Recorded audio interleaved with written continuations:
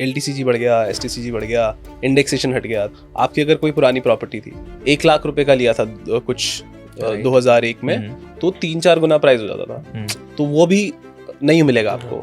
हम जो टैक्सेशन करते हैं, देते हैं, सरकार लेती है, वो है तो फर्स्ट वर्ल्ड कंट्रीज वाली, पर जो हमें रिटर्न में फैसिलिटीज मिलती हैं वो थर्ड वर्ल्ड कंट्रीज वाली। ऐसा क्यों है?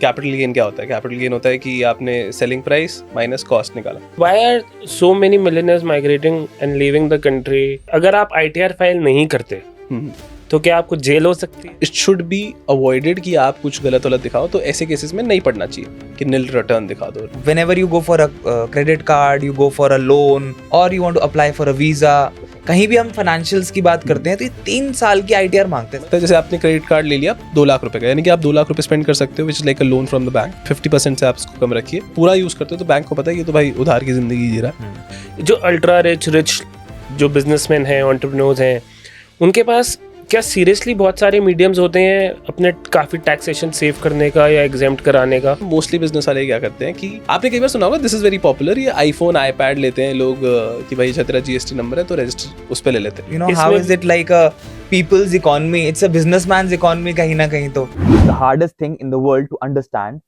is the income tax. आज के हमारे गेस्ट हैं सुमित मेहता, जो एक चार्टर्ड अकाउंटेंट है, और आज के पॉडकास्ट में उन्होंने करंट बजट को डिकोड करने में हमारी मदद करी और टैक्स, इन्वेस्टमेंट और सेविंग के कॉन्सेप्ट को हमें बहुत ही आसान तरीके से समझाया। और उन्होंने हमें वो स्टेप्स बताए जिससे हम बहुत ही आसानी से अपने फ्यूचर को सिक्योर कर सकते हैं। उन्होंने हमें म्यूचुअल फंड्स, स्टॉक मार्केट और इन्वेस्टमेंट्स के बारे में भी बहुत सारी knowledge the. So let's get the show started. Lights, camera and action. Hi Sumit, how are you? Hi Sumit, Hi, welcome to our podcast. Hi Sarth and Dhruv, I'm good. How are you guys? Very good. एकदम first class. यार budget आ गया यार। हाँ, budget आ गया, काफी दुखद budget आया। दुखद बजट। मतलब you only said दुखद, right? हाँ, ऐसा क्यों? मतलब यार मतलब आप देखो ना कि LTCG बढ़ गया, STCG बढ़ गया, इंडेक्सेशन हट गया, तो काफ़ी दुखद है। मतलब इंडेक्सेशन, अब आप देखो कि आपकी अगर कोई पुरानी प्रॉपर्टी थी तो उसका क्या था, 3-4 गुना हो जाता था कॉस्ट। अब कैपिटल गेन क्या होता है? कैपिटल गेन होता है कि आपने सेलिंग प्राइस माइनस कॉस्ट निकाला, तो कॉस्ट इंडेक्स हो जाती थी 3-4 गुना। मतलब आपने जैसे अगर ले लो कि 1 लाख रुपए का लिया था कुछ 2001 में, तो 3-4 गुना प्राइस हो जाता था। तो वो भी नहीं मिलेगा आपको। पहले ठीक है कम 20% था, अब शायद 12.5% हो गया है।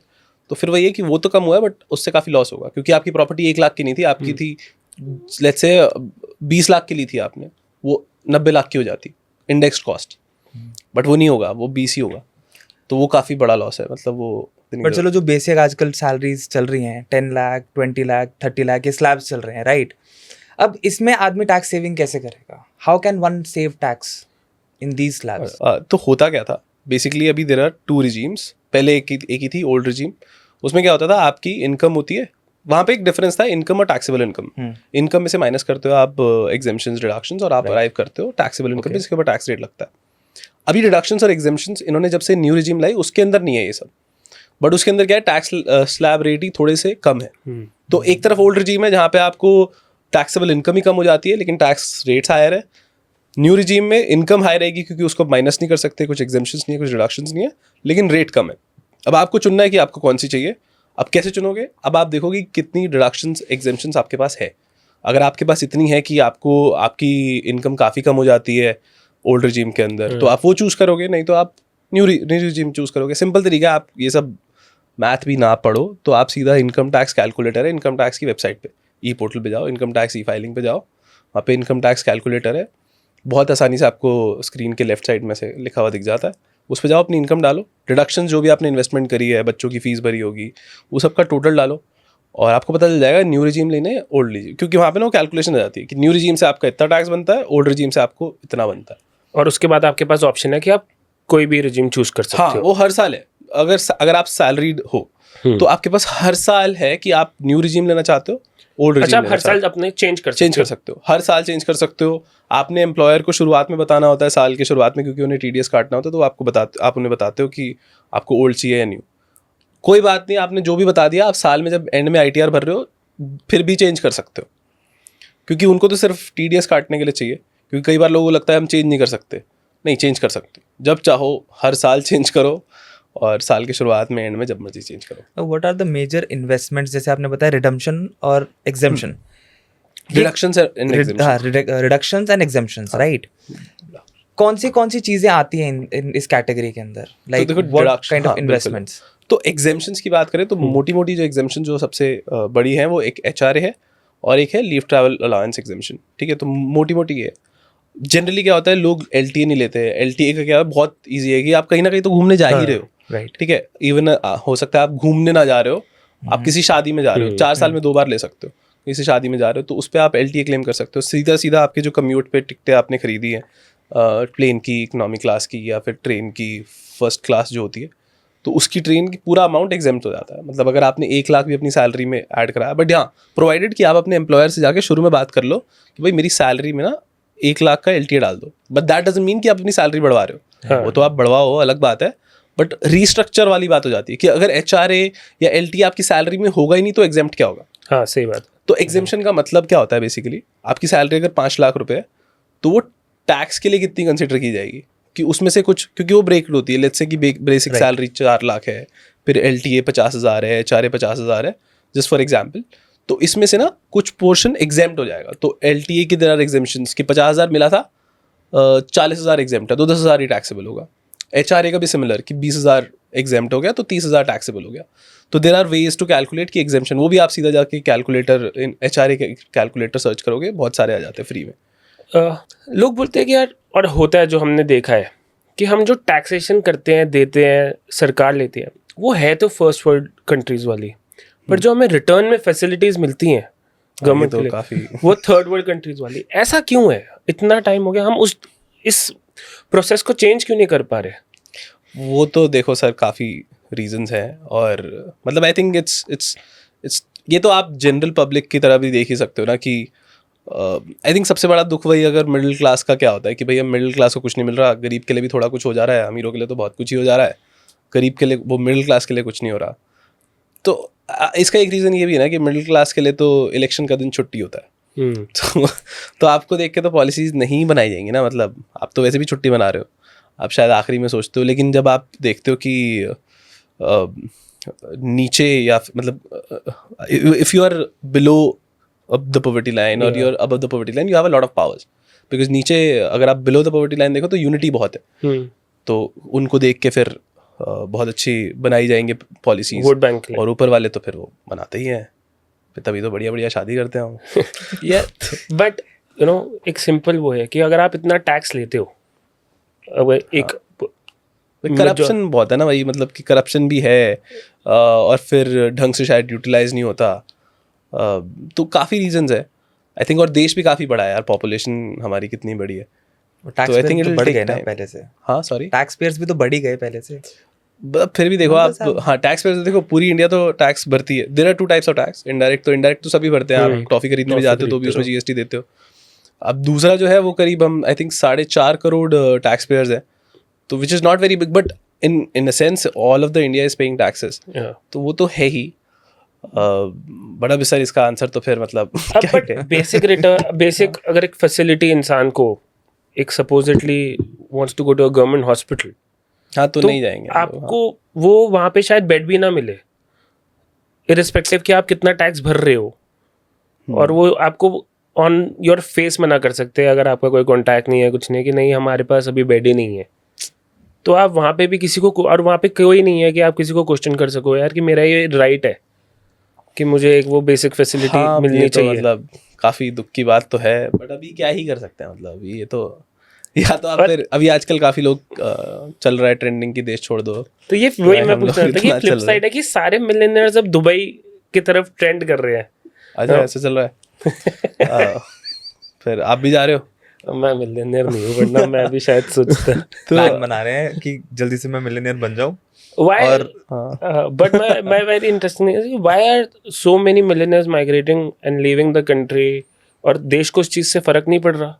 नहीं बिल्कुल पड़ रहा है सर, मतलब हाँ I think there is data कि the number of people going outside even for education, for business like are increasing year over year. But उसका रीज़न वही है कि सबसे पहले तो आप यही बोल देते हो ना कि यार वहाँ का आप इंफ्रास्ट्रक्चर देखो काफ़ी बढ़िया है, वहाँ का एनवायरनमेंट ही काफ़ी बढ़िया है, तो वो है। अब ये तो है कि भाई आई थिंक गवर्नमेंट को भी इस तरीके से काम करना चाहिए। बट देखो ज़रा भी मतलब एम्प्लॉयबिलिटी की हम ये सब बात कर रहे हैं, इस बार का बजट भी जो काफ़ी हमने एम्प्लॉयबिलिटी के ऊपर देखा कि इतने सारे कुछ वर्कफोर्स को लगवाएंगे, बढ़िया हो जाएगा देश, इस उम्मीद में हम बैठे हैं यहाँ पे, फिर नहीं तो चले जाते हैं हम भी। बजट पे वापस आते हैं। कुछ लोग तो कह रहे हैं इस बार का बजट बड़ा पॉलिटिकल बजट है। हाँ मतलब ये तो है ही कि बिहार और आंध्र प्रदेश को काफ़ी मिला है because of the support, right. But यही है कि अब लग तो रहा ही है, बट बिहार और बिहार को तो आप कह सकते हो ना कि ह्यूमन वो काफ़ी ख़राब तो ऑलरेडी था ही। I think it was even काफ़ी हाई टाइम था ना कि बिहार पे ध्यान दिया जाए। बट बिहार हमेशा से ही ध्यान नहीं दिया गया बिहार का। वहाँ पे एक अलग चीज़ है, करप्शन बहुत ज़्यादा हो जाता है बिहार के अंदर। हमेशा ही फंड्स ज़्यादा रहे हैं बिहार की तरफ देखें तो। मेरे को ऐसा पता नहीं है, बट ह्यूमन डेवलपमेंट इंडेक्स में बिहार काफ़ी पीछे है, और पर कैपिटा जीडीपी में भी बहुत पीछे है। तो मतलब I think one of the like I think it is the lowest in the country. Maybe because of the corruption, maybe because of other reasons. हाँ मतलब कह सकते हैं कि लीडरशिप में भी शायद इतनी अच्छी नहीं थी, या करप्शन होगा। करप्शन तो है, रोज ब्रिज ऐसी नहीं गिरते। हाँ वैसे अभी पटना में एक और ब्रिज गिर गया। अच्छा हाँ अभी तो आई थिंक फिर वो बनेगा 25,000 करोड़ से। अभी पता नहीं कोई कंटेंट क्रिएटर वो कह रहे कि हम जाके देखेंगे 2 साल बाद हमारे पैसे का क्या। हाँ, मैंने देखा वो कि हमें जाके चेक करना है कि हमें जाके चेक करना चाहिए हमारे पैसे का क्या हो रहा है। मैं कल एक इंस्टाग्राम पे देख रहा था कि बिहार के लोगों की मदद कर रहे हैं, वो आके हमारी मदद करेंगे। पंजाब का कोई क्रिएटर था, तो वो वीडियो बना रहा था अपने खेत में कि सरकार पंजाब के लोगों की मतलब बिहार के लोगों की मदद कर रही है, और वो यहाँ पे आके हमारी मदद कर रहे हैं। मतलब देखो वो तो आना ही पड़ता है बेचारों को मीम बट के लिए। हाँ मतलब वो थोड़ा सैड भी है सर, आपको अपना घर छोड़ना पड़ता है काम के लिए, क्योंकि आपके जगह पे कुछ नहीं है। नॉर्मल लोगों को आईटीआर फाइल करने के लिए क्या दे नीड अ सीए और अकाउंटेंट, इज दिस मैंडेटरी? नहीं, नॉर्मल लोगों को आईटीआर फाइल करने के लिए कुछ सीए वगैरह के पास जाने की ज़रूरत नहीं है, आप खुद ही कर सकते हो। और मैंने भी अपने चैनल पे यूट्यूब वीडियो डाल रखी है, तो उससे भी देख के डाल सकते हो। तो वही है कि आप जाओ यूट्यूब पे भी देख, again that is a very basic thing कि अगर आपके पास बेसिक है, आप कुछ कैलकुलेशन, आपको सैलरी आती है, सिंपल सा है आपका आईटीआर, आप जाओ सीधा भर दो आईटीआर 1, ठीक है। लेकिन अगर आपके कुछ देखो, अगर आप anyway books of accounts maintain करते हो, ये सब वो सब करते हो, बिजनेस करते हो, तो it is better you hire a professional accountant हो गया, सीए हो गया। लेकिन अगर आपका सिर्फ सैलरी है, ठीक है, थोड़ा मोड़ा कुछ आपने रेंट आता है, मतलब हाउस प्रॉपर्टी से इनकम है, तो भी ठीक है, आप खुद जाके कर सकते हो। लेकिन when it gets to complicate, अगर कैपिटल गेन है तो भी ठीक है, आप देख के फिगर आउट कर सकते हो, okay. But when it gets complicated कि अच्छा आपने बहुत सारे शेयर्स बाय सेल किए, बहुत सारी प्रॉपर्टी बेची खरीदी, then it's better to reach out to a professional. You can do it on your own, but I would say कि आप चले जाओ, क्योंकि पढ़ाई करी है यार, उन्होंने 6 साल पढ़ाई करी है, फिर इतनी मेहनत करी है, तो उन्हें आपसे ज़्यादा तो आता ही है, और कहीं ना कहीं आपका फ़ायदा ही कराएंगे। हाँ फ़ायदा तो मतलब देखो ऐसा नहीं है कि टैक्स में इतना बहुत ज़्यादा वो नहीं है कि फालतू का टैक्स लगा देंगे, बट ये है कि आप अगर कुछ कॉम्प्लिकेटेड है तो आप ये भी हो सकता है हाँ कि कुछ गलत डाल दो तो कुछ गलत लग जाए, तो नुकसान होने से बचा लेंगे। फ़ायदा भी हो जाएगा, बट नुकसान होने के चांसेस ज़्यादा हो जाते हैं, क्योंकि आप गलती कर दो तो फिर कल को स्क्रूटिनी आ जाए। इससे बढ़िया है ना कि आप शुरू से ही कॉशन ले लो। राइट। एक इंटरेस्टिंग चीज़ है, मुझे नहीं पता कितने लोग, कि अगर आप आईटीआर फाइल नहीं करते तो क्या आपको जेल हो सकती है? ये नहीं मतलब, तो अभी क्या ये इसका एक केस है कि अगर आपकी लायबिलिटी 10,000 से ऊपर थी और आपने आईटीआर नहीं भरा, अनपेड लायबिलिटी, क्योंकि टीडीएस भी होता है, तो हो सकती है, और हुई भी थी, वही अगेन अभी पॉपुलर हुआ था, तो हुई भी थी, तो हो सकती है। But again there is a specific case कि अगर liability, unpaid liability 10,000 is a very कम अमाउंट, होगी बहुत लोग की, तो बहुत जा सकते हो तो भर लेना, तो भर लेना चाहिए लोगों को आईटीआर, और वो सिंपल है, आई थिंक भर सकते हैं लोग। अदरवाइज जो प्रोविजंस है इंटरेस्ट पेनल्टी के, वो तो लगते ही हैं कि आपको, अगर आप नहीं भरते हो आईटीआर तो आपको 1% पर मंथ, और पेनल्टी के आई थिंक 5,000 रुपीज़ आपको देना होता है अगर 31 जुलाई आप मिस कर देते हो। अगर 31 दिसंबर तक भी नहीं भरी तो फिर आपको 10,000 रुपये भरने पड़ते हैं। तो गवर्नमेंट कैसे एवेल्युएट करती है कि is this person a tax payer और नॉट? मतलब it's a very layman's question. हाँ नहीं, सही बात है। तो गवर्नमेंट के पास आपका मोस्टली सारा डेटा है। कैसे है कि वो देखो, आप कहीं पे भी जाते हो, आप किसी नौकरी में जाते हो तो आपने पैन दे रखा है, आपने किसी को प्रॉपर्टी रेंट पे दे रखी है, तो वो आपका पैन HRA क्लेम करने के लिए अपने एम्प्लॉयर को दे रहा है। तो मोस्टली आप गाड़ी खरीदने जाते हो तो आपका TCS लग जाता है। तो मोस्टली डेटा अगर आपका देखो तो गवर्नमेंट के पास ऑलरेडी है। जब वो देखेंगे भाई इसके पास तो इनकम थी 3 लाख से ऊपर, क्यों नहीं भरा ITR, तो आपके पास आएगा कि क्यों नहीं भरा बताओ। तो इट्स बेटर कि आप भर ही दो। और होता क्या है, ITR भरने के बहुत फायदे, मतलब अगर आप देखो तो ITR एक तो लोन एलिजिबिलिटी के काम आता है। आप लोन लेने जाते हो तो काफ़ी, अगर आप I come across a lot of people जिन्होंने नहीं भरा ITR क्योंकि इनकम नहीं थी। इनकम नहीं हो फिर भी सभी फैमिली मेंबर्स का भरना चाहिए। क्यों? क्योंकि एक तो लोन एलिजिबिलिटी, क्योंकि उसी पे बेसिस पे कैलकुलेट होता है। आपकी इनकम अगर आप 3 लाख रुपए भी है, आपने अपने मम्मी पापा का भी लगा दिया, उनका भी चलो 3 लाख रुपए है, किसी का टैक्सेबल नहीं है, बट फिर भी अब आपकी इनकम हो गई कम्युलेटिवली 10 लाख रुपए। आप कह सकते हो कि बैंक को मैं EMI दे सकता हूँ, मेरे घर की इनकम 10 लाख रुपए। ओके, ठीक है, तो वो इस बात पे मान जाएंगे, आपको लोन मिल सकता है, इजीली मिल सकता है। लोन बढ़ भी, एलिजिबिलिटी बढ़ जाती है। हो सकता है आपकी 6 लाख हो, आपने 3 लाख किसी और भाई का दिखा दिया, किसी का दिखा दिया, तो लोन एलिजिबिलिटी बढ़ गई, तो पूरी फैमिली की क्यूमुलेटिवली काउंट हो जाती है। हाँ, मतलब फिर जॉइंट ओन लोगे, बट हाँ मतलब बढ़ जाएगा। ऑल्सो अगर आपको कल को बाहर जाना है तो वीज़ा एप्लीकेशन के लिए भी वो लोग 3 ITR मांगते हैं। मतलब मोस्टली कंट्रीज में इनकम प्रूफ मांगते हैं। तो वो 3 ITR का, 3 साल की ITR का क्या रूल है? मतलब everybody whenever you go for a credit card, you go for a loan, you want to whatever kind of loan it is, or you want to apply for a visa, कहीं भी हम financials की बात करते हैं तो ये 3 साल की ITR मांगते हैं। मतलब वो कंसिस्टेंसी एस्टैब्लिश हो जाती है ना उससे, क्रेडिबिलिटी। हाँ, मतलब कि भैया 1 साल, एक चलो हो सकता है भर दिया होगा भाई ने, तो दूसरा हो गया कि अच्छा ठीक है कि 2, बट 3 इज लाइक कि श्योर हो गया। ले आपसे 10 भी सकते हैं, but 3 is like decent number they might have. और इसके पीछे कुछ लॉजिक होगा तो मुझे तो आइडिया नहीं है, बट मुझे लगता है कि इट्स जस्ट लाइक कि they want to establish like permanency कि भैया हाँ कि इनका इनकम इतना है। एक इसी ITR के ऊपर एक हम टर्म यूज करते हैं, भैया नील की ITR भर देना हमारी। तो हाँ, तो वही ना कि अगर है? आपको टैक्स नहीं भर, मतलब टैक्स आपके ऊपर एप्लीकेबल नहीं है तो नहीं, कई लोगों पे टैक्स एप्लीकेबल हो भी रहा होता है तो वो कहते हैं, CA को बोलते हैं कि सर कुछ देख लो ठीक ठाक करके, नील की ITR भर दो। ये what is this thing all about कि यार हाँ, ये सब नील की ITR क्यों भरवाना चाहते हैं? मतलब किसी को टैक्स नहीं देना ना, बट क्या क्या क्या बेनिफिट हो जाएगा टैक्स ना भर के? टैक्स ना भर के एक तो पैसे बच जाते हैं, और ये होता क्या है कि जनरली मैं भी I come across a lot of people जो क्लेम करते हैं कि भाई कोई बंदा, मतलब मेरे दोस्त लोग भी, कि ऑफिस में कोई बंदा है, उसने बोला है कि मैं तेरा ITR भर दूंगा और जो रिफंड आएगा मैं तेरा सारा का सारा पैसा रिफंड करा दूंगा, जो पैसा आएगा उसका मैं 10% रिफंड ले लूँगा। अरे इससे बढ़िया आप किसी पोर्टल से ही भर लो, वो 1500-2000 में भर रहे हैं यार। बट वहाँ पे होता क्या कि वो कुछ ना कुछ एग्जेम्पशन ऐसी डाल देते हैं जो एप्लीकेबल नहीं होती, और आपको पता नहीं होता क्योंकि आप तो देख नहीं रहे हो, आपको तो बस ये सुनाई दे रहा है कि भैया पूरा का पूरा रिफंड आ जाएगा। तो बट वो कुछ ना कुछ उल्टा सीधा डाल देंगे। होगा क्या कि वो तो भर के चले जाएंगे और फिर आएगी स्क्रूटिनी। और एक ऐसा क्या होता है कि एक बार आपकी स्क्रूटिनी आ गई ना तो देन यू, मतलब आप एक आ गए ना उस आय में आ गए कि सस्पेशन में आ गए कि भाई ये तो कुछ ना ये कुछ तो गड़बड़। करेगा, इसको ही पकड़ो सबसे पहले, इसका ITR हर साल चेक होना चाहिए। तो मतलब हो जाता है ना, अगर आप देखो कि अगर मोहल्ले में चोरी होगी तो पुलिस सबसे पहले उन चोरों को पकड़ेगी ना जो ऑलरेडी मतलब एस्टैब्लिश चोर है। तो फिर ऐसा हो जाता है कि स्क्रूटिनी अगर एक बार आ गई तो फिर वो कंसिस्टेंटली हो सकती है।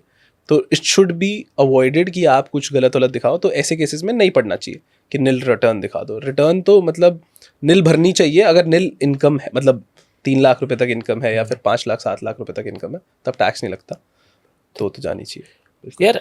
I was reading, I was interesting कि जो अल्ट्रा रिच लोग हैं दे somehow escape the taxation. Like वो जैसे एक सैलरीड बंदे को तो भाई आपकी जितनी है वो कटेगी।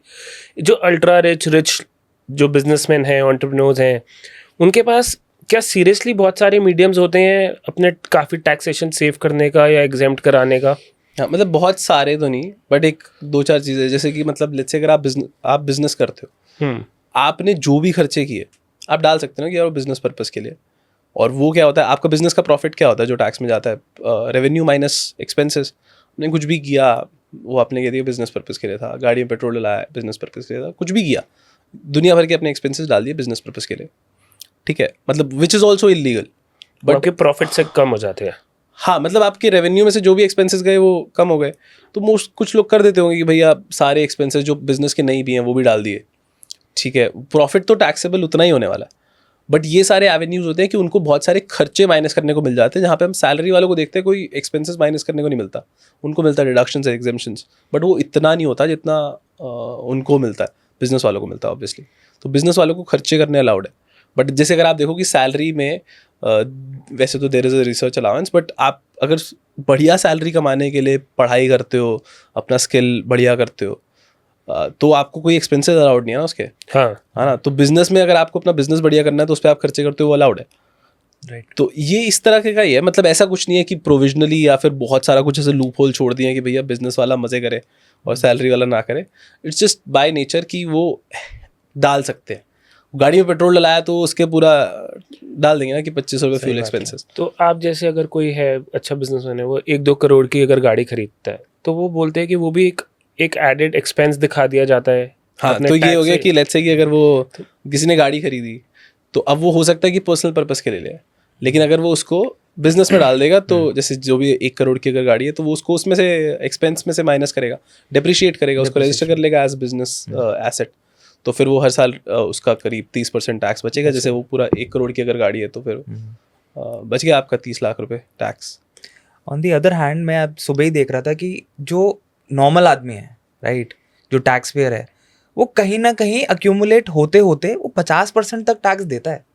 I was looking at this flow chart सुबह, एंड इट शोड कि आप एक जगह 18 दे रहे हो, एक जगह 28 दे रहे हो। वो जब अक्यूमुलेट करता है सारा, अच्छा, तो मतलब कह सकते हो क्योंकि जीएसटी भी भर रहे हो आप और हर एक Exactly, इनकम पे but- 30% तो देखो भर ही रहे हो। मतलब वैसे तो एक लिमिट के बाद 30% है, मोस्टली आप जब कमाते हो तो 30% ही लग जाता हो, और आप जीएसटी पे भी 18% 28% भर रहे हो। तो कह सकते हैं कि हाँ, आप एनीवे हर चीज़ पर बार बार टैक्स भर रहे हो ना। सर आपने गाड़ी खरीदी तो आपने रोड टैक्स भरा, आपने फिर टोल टैक्स भी भरा, फिर उसके बाद आपने गाड़ी खरीदी तो जीएसटी भी भरा था, तो फिर ये सब तो टैक्स पे टैक्स तो लग ही रहा है। तो हर चीज पे बहुत टैक्स है। है। हाउ यू नो हाउ इसमें- is it like a people's economy? It's a businessman's economy कहीं ना कहीं तो। हाँ, मतलब आपको इलेक्ट्रॉनिक्स पे भी Exactly. जीएसटी पे रिटर्न मिल जाता है अगर आप उसको अपने कंपनी हाँ, तो एक्सपेंस ये में तो डालते देखो हो। बात कर रहे हैं कि आई थिंक ये डेटा भी है कि बहुत जो जीएसटी जो होता है वो 50% more than 50% comes from the bottom 50%। मतलब जो गरीबी रेखा अगर बीच में खींच दी जाए देश की आधी, तो सबसे जो 50% जो लोअर सेगमेंट है that page more GST because of ITC. मतलब इनपुट टैक्स क्रेडिट यही होता है कि आप जब भी कुछ खरीदते हो तो उसका उस पर आप जीएसटी देते हो। लेट्स से अगर मैं पेन खरीदने गया 20 रुपये का तो 5 रुपये मैंने जीएसटी के दिए। Now this shopkeeper has 5 rupees from me as GST. अब वो क्या है, उसकी रिस्पॉन्सिबिलिटी है कि वो गवर्नमेंट में डिपॉजिट करा दे वो, बट उसने भी परचेजेस किए होंगे। उसने लेट्स से कि वो पेन कहीं से बाहर से खरीदा होगा जिसपे उसने 2 रुपये जीएसटी दिया होगा। Now since he has paid 2 rupees already, वो 3 रुपये ही जमा कराएगा। तो उसके लिए हर बिजनेस के लिए जीएसटी नेट जीरो गेम होता है। जीएसटी आता कहाँ से? जो पेन खरीदने गया था मेरी जेब से। खैर, तो मैं ही भर रहा हूँ जीएसटी। तो बिजनेस वाले क्या करते हैं, मोस्टली बिजनेस वाले क्या करते हैं कि आपने कई बार सुना होगा, दिस इज वेरी पॉपुलर, ये आईफोन आईपैड लेते हैं लोग कि भाई अच्छा तेरा जीएसटी नंबर है तो रजिस्टर उस पर ले लेते हैं। अब होता क्या है, पूरा जो रिफंड के चक्कर में। पूरा जो जीएसटी है उसका रिफंड आ जाता है और फिर वो आपस में बांट लेते हैं कि भैया जिसका बिजनेस है वो जिसने लेना है। तो वो खुद तो मोस्टली बिजनेस पीपल ऐसे करते ही है, और जो उनके दोस्त हैं ये आईफोन आईपैड में काट लेते हैं कि भाई ठीक है, 18,000 बच्चे तो 9 तेरे 9 मेरे। मतलब सोचो ना, आईफोन आ रहा है अगर 1 लाख रुपए का तो आपको 80 का पड़ रहा है, 80,000 का पड़ रहा है। 20,000 रुपए से 20,000 रुपए से very good I amount. pay you cash, you pay it in हाँ, वो ये सब check चल रहा है। and, हाँ, ये बहुत सब खुलेआम चल चल रहा है ये तो। वैसे हाँ, ये technically तो देखा मतलब जाए ऐसे तो। कैसे ही रोकोगे आप? यार 2016 के बाद जब से नोटबंदी हुई है, राइट, डिमोनेटाइजेशन, प्लास्टिक मनी का ना ट्रेंड बहुत ज्यादा हो गया है। हाँ बिल्कुल, राइट, एंड इसके काफी सारे डीमेरिट्स भी देखे गए और मेरिट्स भी देखे गए हैं। What according to you is the best thing about demonetization? तो best thing about demonetize best पूछा ना आपने? बेस्ट थिंग अबाउट, हाँ, बेस्ट थिंग वही कि आप जल्दी जो है, जैसे भी हम बात कर रहे थे कि होता क्या है कि as economy when we are shifted to digital currency तो टैक्स एक तो इवेड नहीं कर सकते, कम हो जाता है, तो करप्शन थोड़ी कम हो जाती है। क्योंकि जैसे आप देखो कि उस टाइम पे अब आप करप्शन में तो पैसे तो उसी में स्टोर करोगे फिजिकल में, वो कम हो जाएंगे तो फिर करप्शन भी कम हो जाएगी। अब आप जाते हो कि भैया किसी पे भी, सबके पास वही है ना यूपीआई, तो आप सब वही मांगते हो तो टैक्स भरना पड़ेगा आपको उसके ऊपर, तो वो सब भी कम हो मतलब एक्चुअली इकोनॉमी के लिए तो बेहतर ही है, नॉट डिमोनेटाइजेशन तो फिर पूरा वो जैसे जो उसका इंटेंट था वो तो पूरा नहीं हुआ था। ब्लैक मनी तो जैसे आरबीआई ने कहा था कि पूरे इशूड नोट सारे वापस आ गए, तो सारे वापस आ गए, तो मतलब सारा उन्होंने उसको वापस कर दिया, मतलब Right. जो भी उसकी वैल्यू दे दी, तो वो तो पूरा नहीं हुआ जो इसका इंटेंट था. But since we shifted to more digital currency, तो करेंसी का सर्कुलेशन जो है वो बेटर, मतलब ट्रांसपेरेंट हो जाता. But how is it possible if you look at other countries, right? US को ही देख लो, उनका कैश फ्लो मेरे ख्याल से उनसे ज़्यादा कैश फ्लो तो किसी का नहीं है world wide, globally, okay. Right? और आप यूएई चले जाओ, राइट? वहाँ पे भी कैश फ्लो, करप्शन का इतना इम्पोर्टेंट रोल मुझे तो नहीं लगता कि सिर्फ एक करेंसी को डिमोनेटाइज करके. नहीं, डिमोनेटाइजेशन नहीं, with the digitalization of, digitalization, और विद द प्लास्टिक. बट यहाँ पे गवर्नमेंट का coming into कंट्रोल picture. बहुत ज़्यादा नहीं बढ़ जाता इंसान की लाइफ पे, उसके हाँ, ये फाइनेंसेस तो पे. हाँ, ये तो है ही. बट वही है ना कि वो तो रूल्स लेकर आ रहे हैं, और वो रूल्स, वो तो अपने हिसाब से ट्रांसपेरेंट कर रहे हैं इकोनॉमी. हाँ वो तो, but that is a different aspect to it. Taxation एक अलग लड़ाई है, जिसके लिए वही कि मिडिल क्लास के लिए तो छुट्टी होती है ना, तो वो लड़ाई करने नहीं जाएगा. तो बस ऐसे ही 2 दिन इंस्टाग्राम पे पोस्ट डालेगा, फिर तीसरे दिन भूल जाएगा. यार UPI, digital money, on a positive side good for everybody, convenience. ठीक है, आपको वॉलेट नहीं कैरी करने आज की डेट में, आपको कोई ऐसे पैसे लेके कैरी नहीं करना, आपके पास कन्वीनियंस है. फ्लिप साइड, जो ट्रिमेंडस ग्रोथ ऑफ स्कैम्स, सही बात. हर चीज के स्कैम. आप ओटीपी में, आपको एक ओटीपी देना है, आपके यूपीआई में से किसी से पैसे निकल गए, कोई आपकी ट्रांजैक्शंस गलत हो रही हैं. तो बहुत, I think flip how do a common man escape from all this? तो करना तो यही चाहिए सर. सबसे पहले तो वही, I think there are several guidelines already given. तो जैसे आरबीआई का भी एक क्या कहते हैं सर्कुलर है इसके ऊपर, कि आप जल्दी से जल्दी अपने बैंक में रिपोर्ट कर दीजिए, और इन केस बंदे की गलती नहीं है तो mostly it will be like किसी की तो गलती होगी ना, शायद बैंक की गलती होगी या तो कस्टमर की गलती होगी. अब कस्टमर ने कुछ भी डिटेल शेयर नहीं की, फिर भी पैसे चोरी हो गए, तो हो सकता है कि बैंक की गलती हो, तो bank will be responsible in that case, और वो पूरा का पूरा पैसे देंगे, provided you also inform to the bank as soon as possible. I think 3 दिन का उसके अंदर लिखा है नोटिफिकेशन के अंदर, कि 3 दिन के अंदर अगर आप बैंक को रिपोर्ट कर देते हैं और आपकी गलती नहीं थी, तो आपको पूरा का पूरा पैसा वापस मिलेगा. लेकिन आपकी गलती है तो फिर वो तो, क्या ये मतलब प्रूफ करना आसान होता है बैंक को कि मेरी गलती नहीं थी, या फिर बैंक बोलेगा कि नहीं भाई आपने तो, आपकी गलती है, तो उस केस में मैं क्या ये कोर्ट तो- जाके केस लड़ूं दोबारा अपने उसके लिए? यही है सर. ये तब तो मतलब एक रूल्स अलग बात है, फिर वही जुरिडिक्शन वाला बात अलग है. आई थिंक फिर वो तो it should be crystal clear कि अगर नहीं है तो फिर तो कोर्ट के चक्कर लगेंगे बेचारों के. और अगर इसी सिचुएशन में बैंक ने आपके खाते में पैसे डाल दिए और आपने उनको निकाल लिया, ओके. उस सिचुएशन के अंदर क्या होगा? नहीं, बैंक ने हमारे में फॉर पैसे एग्जाम्पल किसी कोई एक ट्रांजैक्शन हो गई आपके अकाउंट में, आपके Okay. अकाउंट में 20 लाख रुपए आ गए और आपने वो 20 लाख रुपए खर्च कर दिए. डाले. हाँ, नहीं तो आई डोंट थिंक कि कोई आपसे फिर पैसे ले सकता हो. नहीं, फिर आप आ गए ना, आप तो आ गए. It's like a very serious question. If I receive 20 lakh in my account, हम्म. कोई इनकम False टैक्स आएगा सर transaction. आपके पास, ठीक है. कि आया कहाँ तो से? इनकम टैक्स वाले आएंगे आपके पास कि आए कहाँ से.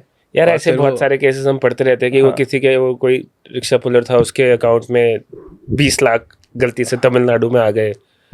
अच्छा, ऐसा होता रहता है. मैंने तो ये देखो, आर्टिकल तो जैसे न्यूज़ में आप पढ़ा है. दूसरी तरफ से देखते हैं, दूसरी तरफ से लेट्स से अगर आपने किसी को गलती से पैसे ट्रांसफर कर दिए 20,000 रुपए, तो आप क्या कर सकते हो? आप, हो सकता है अगर आपके पास उसका नंबर है, क्योंकि आपने अगर यूपीआई गलत नंबर पे कर दिया तो आप फोन करोगे, ठीक है, वो आपको मना भी कर देगा तो क्या कर लोगे? कुछ नहीं कर सकते.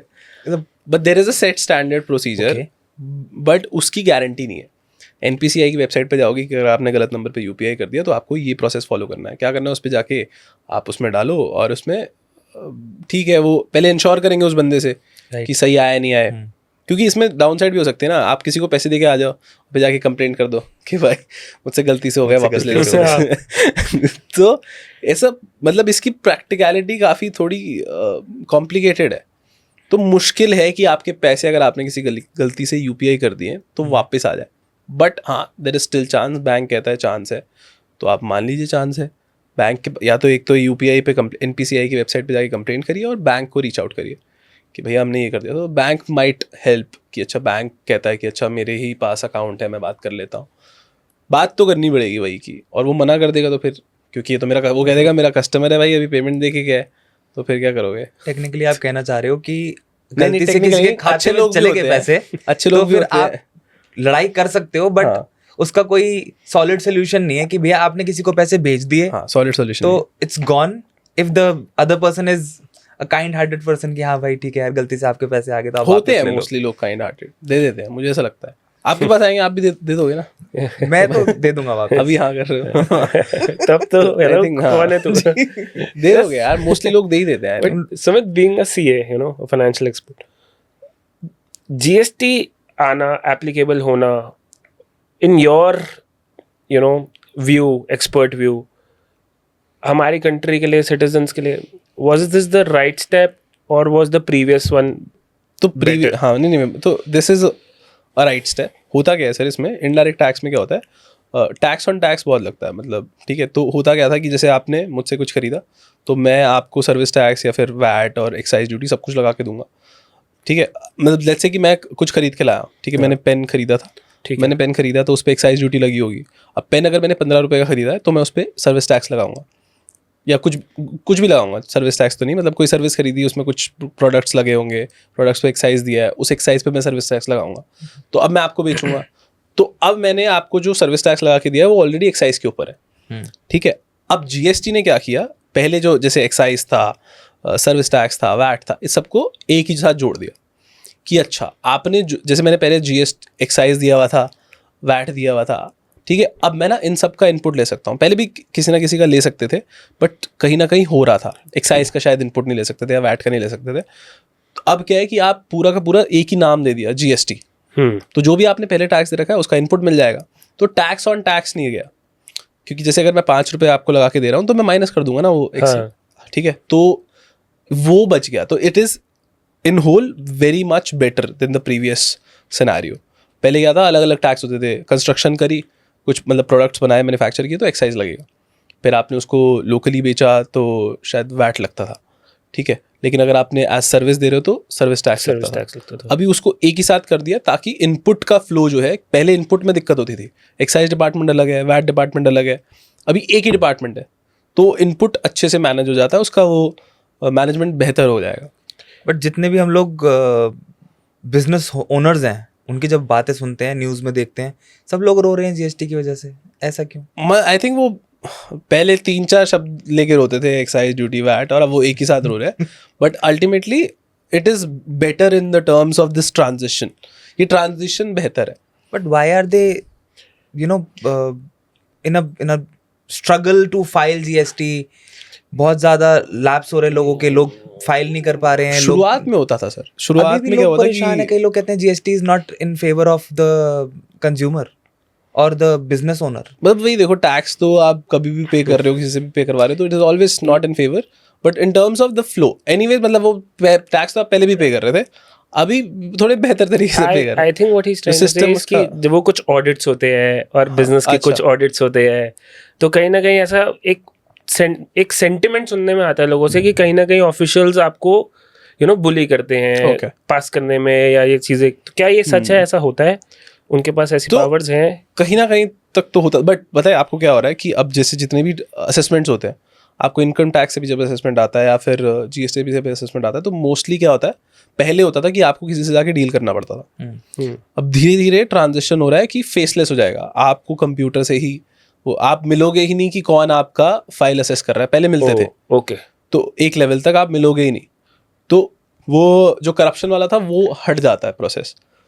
ऑब्वियसली यार, जब आप GST is an again net zero game for a business. आप बिजनेस चला रहे हो, जितना भी आपने जीएसटी कलेक्ट किया कस्टमर से, 15 का बेचा, 5 रुपये जीएसटी के लिए ऑलरेडी पे कर चुके हो, नेट अमाउंट ही देना है, वैसे जीरो ही है आपके लिए, बिजनेस के लिए कोई परेशानी नहीं है। बट हो सकता है कि जैसे आपने बताया कि वो, बट वो धीरे धीरे बेहतर हो रहा है, एक लेवल तक आपको डील ही नहीं करना किसी से, तो वो करप्शन का चांसेस जो है वो बहुत ही कम हो जाता है।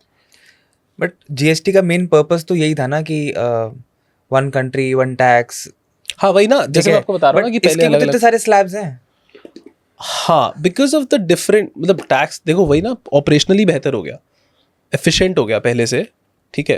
टैक्स स्लैब इसलिए यार कि यही ना कि अगर आप कोई महंगी गाड़ी खरीद रहे हो तो आप 28% पे टैक्स दो, आप कोई, आई थिंक गाड़ियों में भी शायद अलग अलग रेंज है, लग्जरी, और तो फिर वो तो आई थिंक पर्टिकुलर टॉपिक पर डिबेट की जा सकती है। पर्टिकुलर आप अक्यूमुलेट करके तो 50% से फिर ज्यादा ही टैक्स भर रहे हो ना, मतलब हाँ, मतलब टैक्स तो ज्यादा ही है। वही बात तो वही है ना कि घुमा फिर आके कान यहाँ से पकड़े इंसान या कान यहाँ से पकड़े।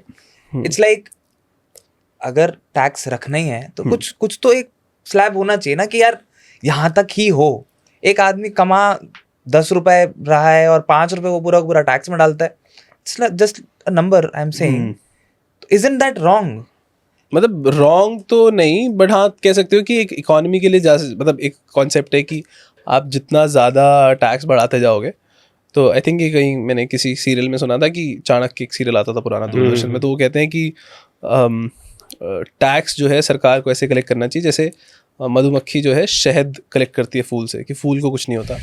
तो वो है ही कि यार मतलब होता क्या है कि जब भी आप टैक्स रेट्स बहुत ज़्यादा कर देते हो तो ब्लैक मनी बढ़ जाता है, क्योंकि फिर लोग छुपाने की ज़्यादा कोशिश करते हैं, चोरी करने की कोशिश अगर आपको लगेगा कि यार बहुत ज़्यादा है बहुत ज़्यादा है, जैसा आप कह भी रहे हो हमेशा क्या आप पे, ठीक है, तो आप कह भी रहे हो, तो होता क्या है कि इवेंचुअली ऐसा होगा।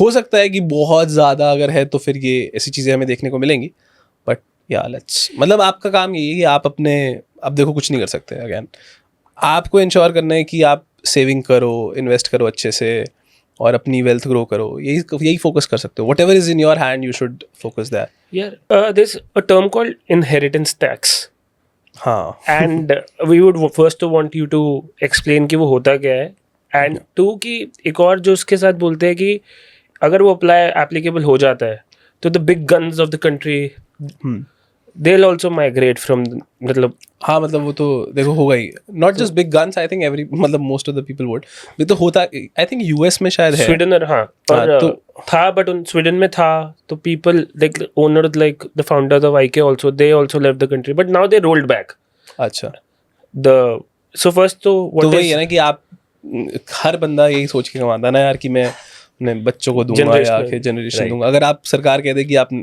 50% हम रख लेंगे या 30% हम रख लेंगे, तो फिर वो, but what is inheritance tax? तो इनहेरिटेंस टैक्स यही है कि बेसिकली आपने एक जमा पूंजी अपने जिंदगी भर कमाया, you collected a net worth, let's say 2 crore 3 crore जो भी है, now when you left and you hand it over to your son और डॉटर व्हाटएवर, तो उनको क्या है कि उनको पूरा का पूरा 100% नहीं मिलेगा, उनको 70% मिलेगा या 50% मिलेगा, बाकी का सब गवर्नमेंट ले जाएगी। तो ये कुछ कंट्रीज में, जैसे आपने बताया स्वीडन में है, तो उन्होंने कहा था रोल बैक कर लिया उन्होंने भी। हाँ रोल बैक, राहुल गांधी ने कहा था आई थिंक कि इनहेरिटेंस टैक्स होना चाहिए, शायद, मुझे पक्का नहीं पता, but it was only a rumour. I think फिर मोदी जी ने, प्रधानमंत्री ने वो क्लियर कर दिया कि ऐसा कुछ नहीं होने वाला, तो I think we are not going there. तो कल एक बजट में एक चीज़ और आई, you know, want to, because now we are moving towards startups and you know seeing कि एंजल टैक्स को abolish कर दिया। तो फर्स्ट क्या होता है था, एंजल के ऊपर क्या टैक्सेशन होती है, और इसको abolish करने से स्टार्टअप्स के लिए क्या फ़ायदा है overall, how are they benefiting out of this? Basically जब आप जैसे कोई स्टार्टअप इन्वेस्टमेंट उठाता है, तो पहले जो इन्वेस्टमेंट उठाता है उसको एंजल इन्वेस्टिंग कहते हैं। हाँ जी। जैसे अगर मैं आपके पास आया कि मेरा ये स्टार्टअप है, आप मेरे लिए एंजल हो क्योंकि आप मेरे को इतना सारा पैसा दे रहे हो, उसको एंजल इन्वेस्टमेंट बोलते हैं। और जब आप उसे रिडीम करोगे ना, जब आप लेट्स से कि आपने मेरा बिजनेस ग्रो कर गया और मैं आपको एग्जिट दे रहा हूँ, विच मीन्स कि मैं आपको कह रहा हूँ कि अच्छा आपके जो इक्विटी शेयर्स है, I am going to buy them back, तो आपके लिए सेल हो गई वो, तो उसको पहले 40% पे चार्ज किया जाता था फॉरेन कंपनीज के लिए, वो 30% हो जाएगा। ओके, हाँ आई थिंक यही 35 हाँ 35% हो जाएगा। तो विच अब ये बेहतर इसलिए है क्योंकि स्टार्टअप में इन्वेस्टमेंट करने वाले थोड़े, मतलब आप इस तरीके का अगर कुछ लाते हो प्रोविजन जहाँ पे उनके कम टैक्स देना पड़ रहा है, तो ऑब्वियसली वो प्रमोट होगा, लोग सोचेंगे कि अच्छा हम इन्वेस्ट करते हैं ज़्यादा, क्योंकि एनीवे टैक्स कम हो रहा है, तो उनका प्रॉफिट बढ़ जाता है, तो उस हिसाब से स्टार्टअप के लिए वैसे बेहतर है। और as a CA you know startups को और क्या फ़ायदे होते हैं, और जो हमारी योजनाएं हैं उसमें नॉर्मल बिजनेस और स्टार्टअप को क्या स्पेशल बेनिफिट्स मिलते हैं इन टर्म्स ऑफ टैक्सेशन सरकार की तरफ से, कि हाँ भाई आपको ये बेनिफिट है, आप स्टार्टअप हो, आप देश की प्रगति कर रहे हो? हाँ I think there is this one provision कि आप अगर आपका टर्नओवर एक लिमिट के अंदर है तो आपको टैक्स शायद कम देना पड़ता है, आई थिंक 25% देना पड़ता है, there is a section, I am not remembering, तो वो एक उस तरीके के प्रोविजन है जहाँ पे आपको टैक्स कम देना पड़ता है. उसके अलावा अगर बैंकिंग सिस्टम की बात करें तो there have been some schemes by the government कि आपको जो है जैसे मुद्रा एक पीएम मुद्रा करके एक स्कीम है, उसके अंदर स्टार्टअप्स को इजीली थोड़ा लोन मिल जाता है. हाँ, मतलब इजीली क्या, थोड़ा चीप मिल जाता है. खैर अल्टीमेटली कॉल जो होती है ना बैंक, जब भी जो इवन दो ये स्कीम्स आई हुई हैं, अल्टीमेटली कॉल बैंक की ही होती है कि वो आपको लोन दे या ना दे. तो but the schemes obviously help. Supposedly आज एक स्टार्टअप कोई फाउंडर है, उसको एक नॉर्मल सीए या एक सीए जिसके पास एक स्टार्टअप्स के लिए ज़्यादा एक्सपीरियंस है, क्या उसको ऐसा कोई सीए ढूंढना चाहिए if he starting his business और he is trying to reach the next level? Maybe वो सीड कैपिटल मिल गया है, अब उसको आगे जाना है, अब उसको प्रॉपर अकाउंटिंग, लोन्स और ये सब ज़रूरत है. तो क्या वो एक नॉर्मल कन्वेंशनल सीए जो है उसको वो प्रेफर करना चाहिए, या उसको एक ऐसा सीए ढूंढना चाहिए जिसके पास स्टार्टअप्स के साथ काम करने का ज़्यादा एक्सपीरियंस है? तो with these aspect sir, these even if you are startup और व्हाटएवर बिजनेस यू आर, हाँ, तो ऐसा कुछ मतलब हो इन्वेस्टमेंट फंडिंग वगैरह की बात करें तो वो एक अलग चीज़ है. Okay. But with the operational thing I think all the CEOs would have a similar, और यू नो मतलब हाँ, मतलब ऐसा कुछ बहुत ज़्यादा अलग नहीं मिल जाएगा आपको. तो आप आई थिंक जो भी आपको लगता है कंफर्टेबल, ऑब्वियसली जितना आपके पास वर्क एक्स होगा, आप जितना ज़्यादा काम कर चुके हो उतना ज़्यादा आता है आपको, तो वो तो होता ही है. बट ऐसा कुछ नहीं होगा कि वो अलग अलग काम के ऊपर है. अगर आप अकाउंटिंग कराना चाहते हो किसी, तो आप किसी भी चार्टर्ड अकाउंटेंट से आके करा लीजिए, चाहे इवन आप स्टार्टअप हो या कोई पुराने बिजनेस हो या नए बिजनेस हो, सब सही करेंगे, ऐसा कुछ नहीं होगा. ओके यार, एक चीज़ है, मतलब ये तो मुझे भी डाउट है, मैं पूछ ही रहा हूँ कि ऐसा है कि अल्कोहल जीएसटी के अंडर नहीं आता, वो एक्साइज में आता है. वैट और हाँ, बट ऐसा क्यों? अगर सारी चीज़ें जीएसटी में आई तो एक ये अल्कोहल क्यों नहीं आता? ये सर एक्चुअली होता है क्या, स्टेट गवर्नमेंट के अंदर आता है फिर जो अल्कोहल का बिजनेस फिर हो गया, अल्कोहल का जो पूरा टैक्स हो गया, और उस पर बहुत ज़्यादा टैक्स कलेक्ट होता है. ठीक है, तो फिर अब ये है ना कि जब जीएसटी आया था तो one of the main concern was कि हर एक स्टेट को अग्री करना चाहिए ना कि भैया अभी जब एक्साइज हो जाता है वो हाँ, वो एक अग्रीमेंट है. बट इस पे वही है कि इस पे वो अग्रीमेंट अभी तक नहीं आया, तो जब होगा धीरे धीरे आई थिंक वो हो जाएगा. बट यही मेन रीज़न है कि वो चाहते हैं कि भैया हमारे पास ही रहे. Maybe that's the reason why alcohol in some states is expensive and हाँ, वो in some states it's cheap. But वही है उसका मेन, जब जीएसटी अप्लाई भी हो रहा था तो उसका सबसे मेन कंसर्न यही था कि सारे स्टेट्स को साथ कैसे लाया जाए. हाँ. तो वो तो ये कॉन्फ्लिक्ट ऑफ इंटरेस्ट था कि हाँ, one of the very main reasons. Yes, क्योंकि फिर होता है ना कि अब उस टाइम पे यही हो रहा था कि कैसे बटेगा, क्योंकि अब तो आप एक ही जगह कलेक्ट कर लोगे, पहले अलग अलग सबका स्टेट का कलेक्ट हो रहा था, तो अभी कैसे होगा फिर वो सेहत के लिए हानिकारक है, स्टेट के लिए हानिकारक. स्टेट के लिए तो बेनिफिशियल है ना. कोविड में भी तो हुआ था कि सब कुछ बनता और फिर वो ठेके खुले होता है. What are 2-3 positives if you want to take out from yesterday, like the budget? हाँ, तो वही ना कि जैसे अभी हम देख रहे हैं स्लैब, उन्होंने बोला कि 3 चीज़ें हैं. सबसे पहले एक तो ये कि जैसे भी हम लॉन्ग टर्म कैपिटल गेन की बात कर रहे थे, तो इक्विटी में क्या होता था, इक्विटी का टैक्सेशन ऐसे काम करता था कि अप टू 1 लाख रुपीज़ आपको कोई टैक्स नहीं देना लॉन्ग टर्म कैपिटल गेन पे. अब वो 1,25,000 हो गया. ठीक है, तो उस पर नहीं देना पड़ेगा. लेकिन उसके बाद आपको 1 लाख रुपए से ऊपर आपको 10% देना पड़ता था. यहाँ पे अब 1,25,000 के ऊपर वो बढ़ गया है, 12.5% हो गया. तो वो एक चीज़ हुई है, मतलब फ़ायदा भी कह सकते हैं इसको, और फिर थोड़ा नुकसान भी हो गया कि आपको 12.5 देना. शॉर्ट टर्म कैपिटल गेन 15 से 20 हो गया. खैर वो भी एक नुकसान ही है. स्लैब रेट्स बढ़ गए हैं, मतलब 1-1 लाख रुपए अगर आप देखो तो विंडो बढ़ गई है. जैसे कि अगर आप देखो 0 to 3 पहले 0% है, बहुत ही मार्जिनल है बट मेरे हिसाब से. हाँ, मार्जिनल मतलब वही अगेन उन्होंने आई थिंक जो हमारे फाइनेंस मिनिस्टर है उन्होंने भी बोला था कि 17,500 rupees is the total benefit that they have given. Can you just standard deduction बढ़ गई है, 75,000 हो गई है.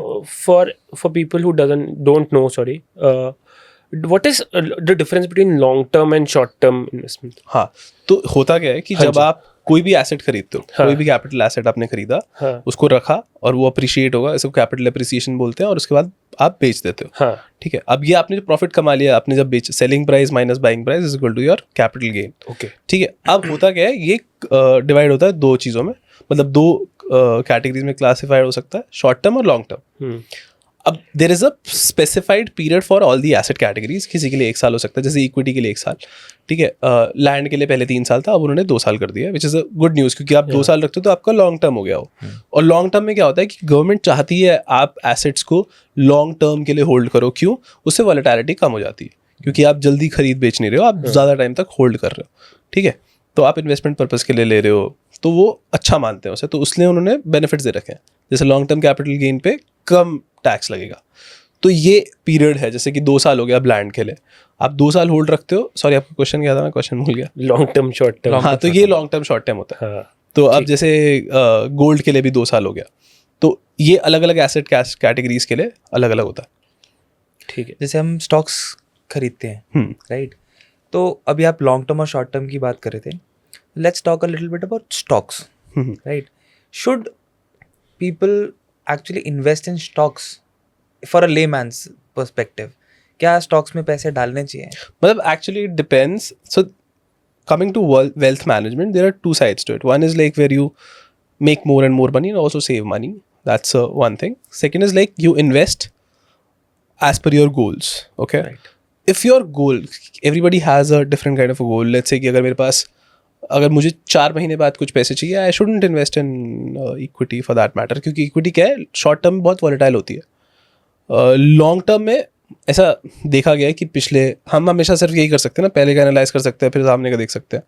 तो पिछला टाइम एनालाइज करें, तो अगर आपने पैसा अच्छे से इन्वेस्ट किया है इक्विटी के अंदर, अच्छे से मतलब थोड़ा बहुत रिसर्च करिए, तो जनरली 12-15% का रिटर्न आपको सालाना मिल जाता है. तो we should looking at the past returns, yes, and also depending on our goals. जब हम स्टॉक्स और इक्विटी की बात करते हैं तो कई सारे टर्म्स सामने आते हैं, like SIP, mutual fund, short cap, mid cap, large cap.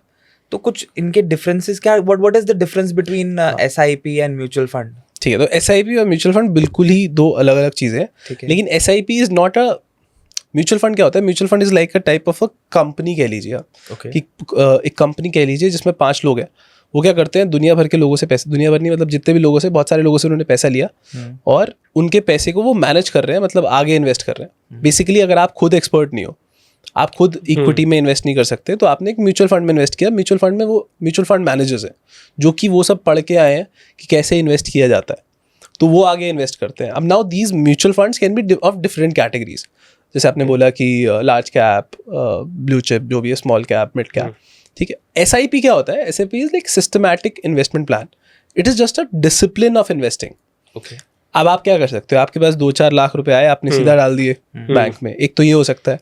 दूसरा क्या हो सकता है कि आप सैलरी कमाते हो या बिजनेस कमाते हो, जो भी है, आपने प्रॉमिस कर दिया कि हर महीने में 5,000 रुपये स्टॉक्स में डालूंगा. ठीक है. ठीक है, तो SIP उसे ही बोला जाता है. सिंपल सी बात है कि हर महीने आपके बैंक में से ऑटोमेटिकली 5,000 रुपये कट के आपकी SIP में चले जाएंगे, यानी कि एक म्यूचुअल फंड में इन्वेस्ट हो जाएंगे. This is SIP. This is just a procedural cheese. Mutual fund जो हमने बात करी वो होता है. अब बात करते हैं लार्ज कैप, मिड कैप और स्मॉल कैप. तो लार्ज कैप क्या होता है कि बड़ी बड़ी जो कंपनीज होती हैं उनको लार्ज कैप, उन कैपिटलाइजेशन पे ही बेसिकली क्लासिफिकेशन है कि एक कंपनी का कितना बड़ा मार्केट कैप है, यानी कि कितनी बड़ी उसके वैल्यू है. तो एक सर्टेन कैटेगरी, आई थिंक 250 जो कंपनी जो स्टॉक मार्केट पे लिस्टेड है, 0 to 250, those are called large cap. और फिर 250 से लेकर I think 500 are called mid cap, और 500 के बाद स्मॉल कैप. अब होता क्या है, इनका क्या डिफरेंस होता है? देखिए, आप खुद देखिए कि कोई चीज़ अगर बहुत ज़्यादा ग्रो कर चुकी है तो वहाँ पे स्कोप ऑफ चेंज या स्कोप ऑफ चेंज कम होता है, क्योंकि बहुत ऑलरेडी अगर कुछ बहुत बड़ा है तो उसमें कितना ही चेंज हो जाएगा. ठीक है, तो वहाँ पे, लेकिन वहाँ पे सेफ्टी है. तो लार्ज कैप में क्या होता है, स्कोप ऑफ चेंज कम है, रिस्क कम है, लेकिन रिस्क कम है, सेफ्टी है मतलब ज़्यादा, उस हिसाब से रिवॉर्ड्स भी हैं, प्रॉफिट भी कम है. हाँ, प्रॉफिट भी मतलब कम नहीं है, मतलब बहुत जल्दी चेंज नहीं होगा. प्रॉफिट तो बहुत है लेकिन चेंज नहीं है बहुत ज़्यादा. ऐसा नहीं है कि इस साल 100 रुपये कमा रही है, अगले साल मेरा वही था कि इंस्टेंट वाला. हाँ, इंस्टेंट वाला ऐसा नहीं है कि कंपनी का प्रॉफिट बहुत है, आपका ईयर ऑन ईयर उतना स्कोप उतना नहीं रह जाता, लेकिन कंसिस्टेंट रहता है. तो बेसिकली रिटर्न्स जो हैं वो उतने ज़्यादा नहीं होंगे जितने, एक तरह से कह सकते हो. बट वहाँ पे ये कि अब अगर आप नीचे जाते हो तो अगर कोई छोटी कंपनी है तो उसके लिए स्कोप बहुत ज़्यादा बढ़ जाता है ना, कि मतलब कल को क्या पता कि जो 100 रुपये कमाती है, इसका पता नहीं ना कि स्कोप ऑफ ग्रोथ बहुत है, क्योंकि चेंज बहुत जल्दी से अडेप्ट कर रही है या चेंज बहुत जल्दी हो रहा है और कुछ पता भी नहीं ना, कोई नया कॉन्ट्रैक्ट आ गया तो कुछ बहुत ही बढ़िया कर दिया। तो इन दिस ऑर्डर अगर आप देखो large cap, mid cap, small cap, तो इन अगर नीचे ऑर्डर में देखो तो रिस्क बढ़ जाता है लेकिन रिटर्न की पॉसिबिलिटी भी बढ़ जाती है। It's just like that. Mutual funds और एसआईपी हमने समझा, राइट? म्यूचुअल फंड, जब भी हम म्यूचुअल फंड का नाम सुनते हैं तो there is this line that comes in your head, mutual fund investment is subject to market risk, ठीक है? और on the other side there is SIP. Risk तो एसआईपी में भी है क्योंकि आप इन्वेस्ट तो किसी ना किसी म्यूचुअल फंड में ही कर रहे हैं, म्यूचुअल फंड में ही कर रहे हो ना, या किसी तो में भी कर रहे हैं, किसी चीज पे भी करो, चाहे आप किसी भी स्टॉक्स पे कर रहे हो तो मार्केट के ऊपर ही डिपेंड करता है। Which is the safer side? Like should I go for mutual funds और should I put my money in SIP? तो SIP is again SIP you do in mutual fund only. वो होता यही कि हर महीने आपके अकाउंट से कुछ पैसे कट के वो म्यूचुअल फंड में ही जा रहे हैं। अब ऐसा होता है कि देखिए अगर आपको नॉलेज है तो आप DIY खुद कर लीजिए, ठीक है, आप पढ़िए, लेकिन उसके लिए भी पढ़ने की ज़रूरत है। ऑब्वियसली रिस्क है, बट अगेन हम होना क्या चाहिए, what the approach should be followed. आप अपने गोल्स की लिस्ट लिखिए कि मुझे 5 साल बाद ये चाहिए, 10 साल बाद ये चाहिए, 15 साल बाद ये चाहिए, और उसके हिसाब से there is an appropriate strategy that you should follow.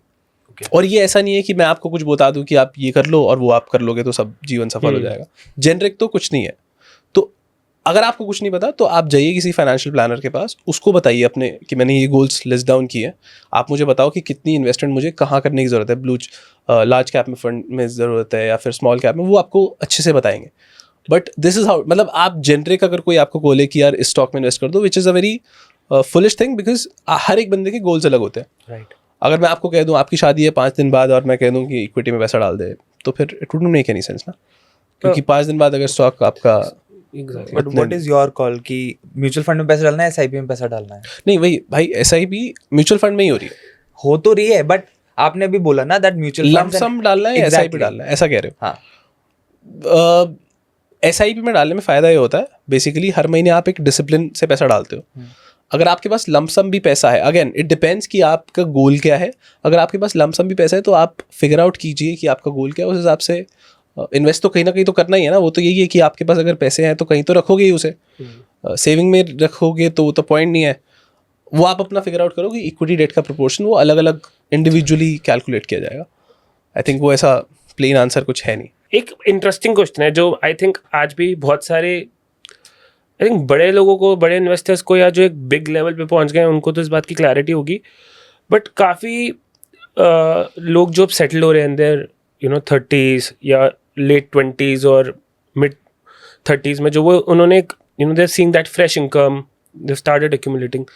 लोगों को एक बड़ा क्वेश्चन होता है कि हम प्रॉपर्टी में इन्वेस्ट करें कि हम स्टॉक्स में इन्वेस्ट करें, क्योंकि एक प्रॉपर्टी आपको टैंजिबल ग्रोथ दिख रही होती है, एक टैंजिबल पता है एक प्रॉपर्टी है, सब कुछ है, स्टॉक्स का नहीं पता। इन योर एक्सपर्ट एडवाइस, किसके लिए बोल रहे हैं आप? सॉरी, जो लोग पैसा कमाना शुरू जिसके कर रहे पास भी, यार आज मेरे पास 1 करोड़ है फॉर दैट मैटर, ठीक है, 1 करोड़ में मुझे पता है एक लैंड आता है या एक फ्लावर आता है जिसकी अप्रिसिएशन होगी, मुझे पता है वो ईयर ऑन ईयर दिखता है, पता चलता है वो ग्रो करेगा।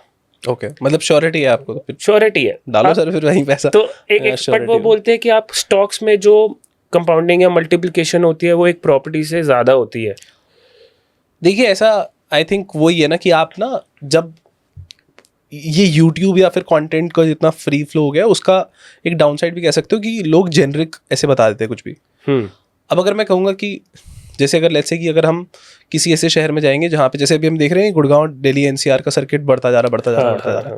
अगर हम कहेंगे कि भैया गुड़गांव में ज़मीन लेना ही ख़राब है, but there is a outer circuit ना जहाँ पे वैल्यू बढ़ती जा रही है और एक अच्छे प्रोपोर्शन से बढ़ रही है, तो it's a very individual thing, calculated. हाँ, मतलब वही ना कि आप एक प्रॉपर्टी ऐसे नहीं बोल सकते ना कि रियल एस्टेट उतना ग्रो नहीं कर रहा, कहीं ना कहीं तो कर रहा है। क्योंकि गुड़गांव में भी हम देखें ना कि जैसे मैं बताऊं कि मैं भी अपने किसी दोस्त से ही बात कर रहा था, तो उन्होंने कोई फ्लैट देखा, वो आई थिंक 1.3 का था, और 2 साल बाद वही वो फ्लैट वो उन्होंने, मतलब अभी तक चल ही रहा है उनका प्रोसेस, वो 2.3 का हो गया।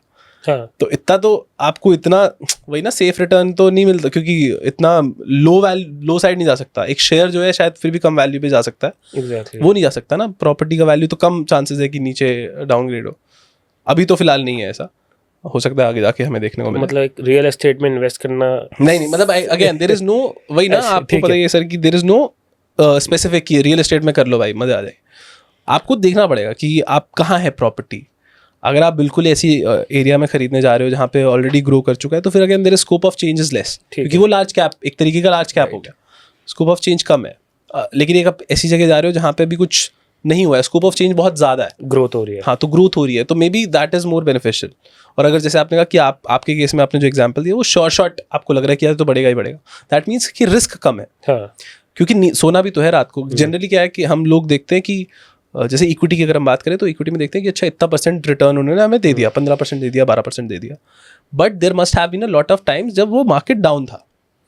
ठीक है, तो अब उस टाइम तो आप सोए नहीं होगे ना, उसको भी रिस्क में कैलकुलेट करना चाहिए. अगर आप कह रहे हो कि यार शॉर्ट है कि मुझे 10% मिल जाएगा, और दूसरी तरफ है कि शायद शॉर्ट नहीं है बट 20% मिल जाएगा, हाँ. तो अभी 365 दिन में से अगर 200 दिन वो डाउन था तो आप नहीं सोए हो. और when you have 1 crore rupees at stake here, मतलब It's a बिग अमाउंट. तो there are 2 types of risk. एक तो आपका गोल पूरा नहीं हुआ, दूसरा वो पैसा रिस्क पे था काफ़ी दिनों तक, आप सोए नहीं, आपको टेंशन हुई, तो that risk also needs to be considered here. तो that is an individual call कि आपको क्या चाहिए. आपको वही कि स्कोप ऑफ चेंज ज़्यादा रखना है, बट वहाँ पे फिर डाउन साइड जाने के भी बहुत सारे वो हैं. तो if you are ready, if you are capable to take on that risk, go for it. Perfect.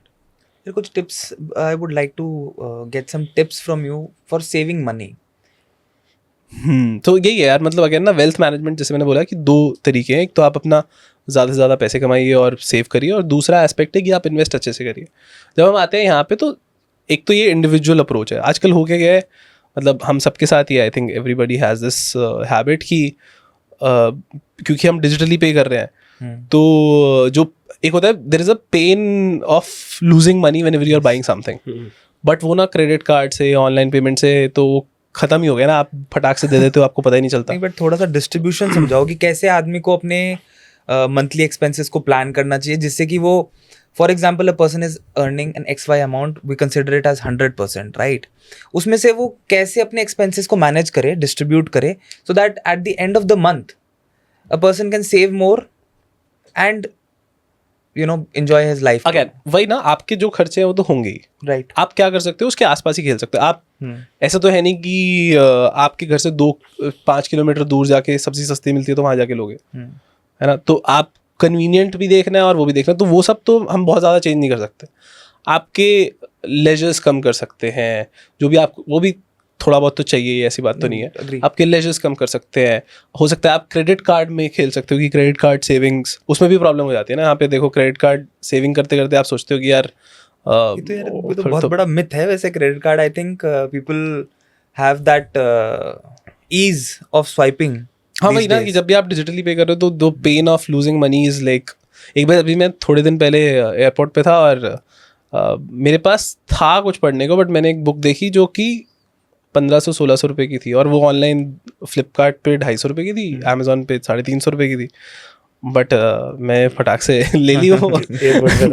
मैं बाद में सोचा था फ्लाइट में यार कि मैं ना लेता शायद, अदरवाइज परचेजिंग पावर कहीं अगर मैं कैश दे रहा होता तो शायद ना लेता मैं. कहीं ना कहीं वो परचेजिंग हाँ, पावर ना ये आदमी की प्लास्टिक मनी के साथ बहुत ज्यादा बढ़ गई है. वो सोचता है आई विल पे बैक, वो कार्ड को ऐसे स्वाइप करता है जैसे कि वो सोचते हैं कि कल को देना पड़ेगा फिर देखेंगे, बट उससे हो जाता है कि कल को भी तो देना ही पड़ेगा, फिर वो दिक्कत हो जाती है.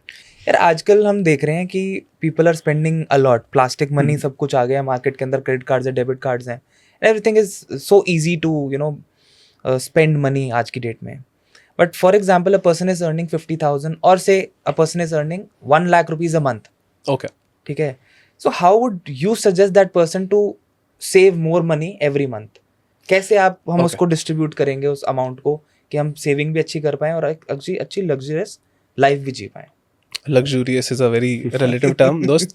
हाँ, तो होता क्या है, देखिए आप ना किसी का लाइफस्टाइल या फिर कुछ भी डिटरमिन नहीं कर सकते. सबका कुछ जो आपके लिए लग्जरी है वो मेरे लिए शायद नहीं होगा, या मेरे लिए जो लग्जरी है वो आपके लिए नहीं होगा. खैर ये इंडिविजुअलिस्टिक है, ठीक है, सबके लिए रिलेटिव है. The thing here that should be followed is कि एवरीबडी मेक्स अ डिसिप्लिन. ठीक है, अब वो हो सकता है आप अखबार में पढ़ लो कि 10% ये कर लो, 20% ये कर लो. It wouldn't make any sense. The only point that it makes is that you have a discipline.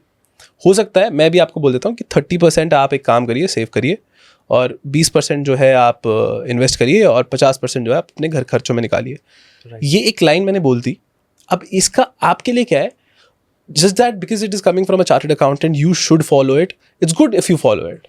The thing that would only happen here is आप कुछ consistently एक discipline के साथ follow करोगे. What's more necessary here is that you follow a particular discipline. वो कुछ भी हो सकता है. But the thing here is that you should note it for yourself कि आप कितना सेव कर सकते हो. आप एक discipline बनाओ, बना के रख लो, उसको साल भर follow करो. वो कुछ भी हो सकता है, चाहे वो 20%, 30% जो भी है, आपको लगता है कि मैं 30% सेव कर सकता हूँ, then make that discipline. अब इससे होगा क्या? अब जैसे हम बात कर रहे हैं कि जैसे मैंने बताया कि मैं कहीं एयरपोर्ट पे गया और मैंने ऐसे कर दिया. अब इससे होता क्या है कि हमारे पास जब भी एक प्लान होता है तो एक यार्डस्टिक होती है कि अच्छा इस महीने मैंने 30% सेव किया, अगले महीने मैंने 40% सेव किया. Oh now I have this. Even if मेरे पास अगर ये होती ही ना यार्डस्टिक, तो मैं वो भी नोट ना करता. ठीक है, तो rather than having some guideline from a influencer or whoever, you should make it for yourself. क्योंकि आपकी इनकम चाहे 1 लाख भी हो सकती है, 50,000 भी हो सकती है. अब मैं अगर कोई कहे 50,000 में से आप या फिर 25,000 में से आप 50% सेव कर लीजिए, this is not possible. So make a guideline for yourself कि आपको लगता है 30%. अगेन जैसे हमने पहली बात करी थी कि गोल बेस्ड इन्वेस्टमेंट अगर आप करते हैं तो आपको पता है ना कि 5 साल बाद मुझे जो है गाड़ी लेनी है. Let's just take an example. तो नाउ यू फिगर आउट कि अच्छा 5 साल में मुझे शायद इतना % रिटर्न मिलेगा, हर महीने मुझे इतना सेव करना चाहिए. नाउ यू नो कि गाड़ी लेने के लिए इतना सेव करना ही पड़ता है. अगर नहीं करोगे तो नहीं मिलेगी. The thing here is to have these calculations, figure out whether you can or can not, या क्या करने की ज़रूरत है, वो आप कर पा रहे हो या नहीं कर पा रहे हो. नहीं कर पा रहे कोई बात नहीं, उतना नहीं कर पा रहे हो, जितना कर पा रहे हो उतना करो. But you need to figure out कि क्या कर पा रहे हो and to follow that discipline. That's the thing I think people should follow. अभी हम लोग क्रेडिट कार्ड की बात करते हैं और डेबिट कार्ड्स की बात करते हैं. what are the benefits of having a credit card? Is it like good or bad? नहीं, तो actually the thing is credit card are very good. I think आप लोग भी शायद यूज़ करते होगे. मैं भी एक ही यूज़ करता हूँ. मैं भी कोई बहुत बढ़िया मैनेजर नहीं हूँ. क्रेडिट कार्ड यूज़ करता हूँ? मैं विस्तारा वाला करता हूँ. I travel a lot because of, हाँ, तो मैं विस्तारा यूज़ करता हूँ. उसमें टिकट्स मिल जाती है मुझे. तो हर एक जो भी बंदा होता है जो क्रेडिट कार्ड लेने जाए, उसकी ना नीड्स पे डिपेंड करता है उसको किस तरह का क्रेडिट कार्ड लेना चाहिए. ठीक है. There are several type of benefits कि किसी को रेस्टोरेंट्स में फ्री मिल जाता है, किसी को होटल्स में फ्री मिल जाता है, किसी को कुछ उस तरीके के रिवॉर्ड्स मिलते हैं जैसे गोल्फ फ्री हो गया. तो आपके डिपेंड करता है कि आपको क्या करना है. Now there are cash backs available. एक यूट्यूब पे एक वो भी है, यूट्यूब पे एक आई थिंक वीडियो भी है जिसमें उनको 2% शायद कैश बैक मिल गया. आई थिंक हमने भी अभी मैंने गाड़ी ली थी तो उसमें आई थिंक 5% कैश बैक था. But the payment is limited to 10 lakh rupees. तो 10 लाख पे अगर 5% मिल गया, 50,000 रुपये का कैश बैक मिल गया. एक HSBC का डेबिट कार्ड है, that to debit card. So there are several debit card. But thing here is credit cards पे मोस्टली होते हैं. तो क्रेडिट कार्ड्स में हो क्या जाता है, आप इस चक्कर में थोड़े इनडिसिप्लिन हो जाते हो. अब मैंने भी एक ही क्रेडिट कार्ड से इसलिए रखा है क्योंकि मैं बहुत ज़्यादा बढ़िया डिसिप्लिन, वही एक्सेस विस्तारा. हाँ, तो ये है, यहाँ पे प्रॉब्लम ये हो जाती है अगर आप ऐसे ये सोच के कि स्पेंडिंग करने से बढ़िया रिवॉर्ड्स मिलेंगे तो उस चक्कर में जल्दी ओवर स्पेंड हो जाता है और फिर वो देना तो पड़ता ही है. और उसका इंटरेस्ट का प्रॉब्लम ये है कि वो बहुत एक्सपेंसिव है. मतलब which is like 50% per annum आपको इंटरेस्ट देना पड़ता है. तो अगर क्योंकि होता क्या है, आप उस साइकिल में फंस जाते हो ना, तो आपके पास पैसे नहीं निकलते उसको पे करने के लिए. तो फिर वो महीने दर महीने बढ़ता रहता है. और अल्टीमेटली फिर आपको या तो किसी से हेल्प लेनी चाहिए या पर्सनल लोन लेना चाहिए, क्योंकि personal loan is a very expensive loan. But still people, I would suggest कि आप ले लो और ये क्रेडिट कार्ड डेट को ख़त्म करो.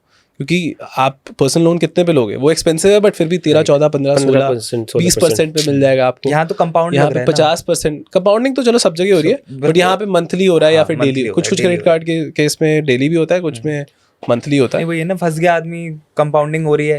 एटलीस्ट आपने पर्सनल लोन लिया है तो you are paying the interest and the capital.